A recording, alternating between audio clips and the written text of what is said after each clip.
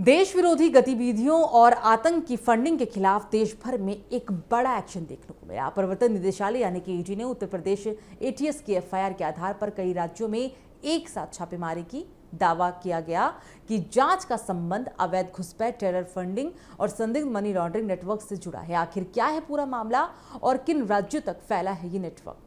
आतंक की फंडिंग और अवैध घुसपैठ के खिलाफ केंद्रीय एजेंसियों ने एक बड़ा अभियान शुरू कर दिया है। गुरुवार को प्रवर्तन निदेशालय यानी कि ईडी की लखनऊ जोनल यूनिट ने उत्तर प्रदेश एटीएस की एफआईआर के आधार पर कई राज्यों में एक साथ छापेमारी की। यह कार्रवाई कथित टेरर फंडिंग, अवैध घुसपैठ और मनी लॉन्ड्रिंग से जुड़े नेटवर्क के तहत ही हुई। जांच एजेंसियों के मुताबिक छापेमारी उत्तर प्रदेश, पश्चिम बंगाल, दिल्ली और हरियाणा समेत कई राज्यों में की गई। अलग अलग रिपोर्टों के अनुसार कुल 13 में से 16 परिसरों पर तलाशी अभियान चलाया गया और ईडी की टीमों ने कई संदिग्ध ठिकानों पर दस्तावेज, डिजिटल उपकरण और वित्तीय रिकॉर्ड खंगाले ताकि कथित मनी ट्रेल का पता चलाया जा सके।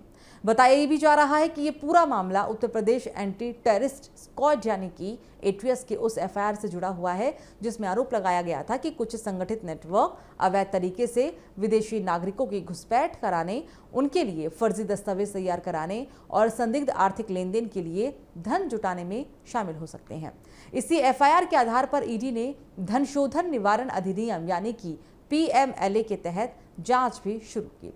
जांच एजेंसियों का संदेह है कि इस नेटवर्क का इस्तेमाल अवैध रूप से भारत में रह रहे कुछ बांग्लादेशी और रोहिंग्या घुसपैठियों को आर्थिक सहायता पहुंचाने और उनके ठहरने, पहचान पत्र बनवाने और अन्य गतिविधियों में मदद के लिए किया जा रहा था। ईडी अब ये पता लगाने की कोशिश कर रही है कि इस पूरे नेटवर्क के लिए पैसा कहां से आया, किन किन लोगों तक पहुंचा। छापेमारी के दौरान एजेंसियों ने कई अहम दस्तावेजों के साथ डिजिटल डिवाइस भी जब्त किए हैं। पश्चिम बंगाल में एक मदरसे से करीब 40 लाख रुपए की नकदी और लगभग 180 ग्राम सोना बरामद होने की भी जानकारी सामने आई। इन बरामदगियों की जांच की जा रही है ताकि ये पता लगाया जा सके कि इनका कथित नेटवर्क से कोई संबंध है या फिर नहीं। ईडी अधिकारियों का कहना है कि जांच का मुख्य उद्देश्य उन आर्थिक स्रोतों तक पहुंचना है जिसके जरिए कथित तौर पर अवैध गतिविधियों को वित्तीय मदद मिलती रही है।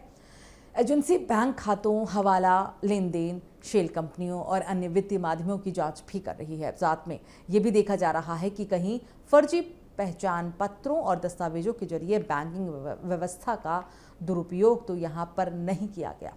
सूत्रों के मुताबिक जांच एजेंसियां कई लोगों से पूछताछ कर रही है। तलाशी के दौरान मिले दस्तावेजों और इलेक्ट्रिक डेटा की फॉरेंसिक जांच कराई जाएगी। इसके बाद जरूरत पड़ने पर आगे की कानूनी कार्रवाई भी हो सकती है। फिलहाल ईडी ने इस मामले में किसी गिरफ्तारी की आधिकारिक पुष्टि तो नहीं की है।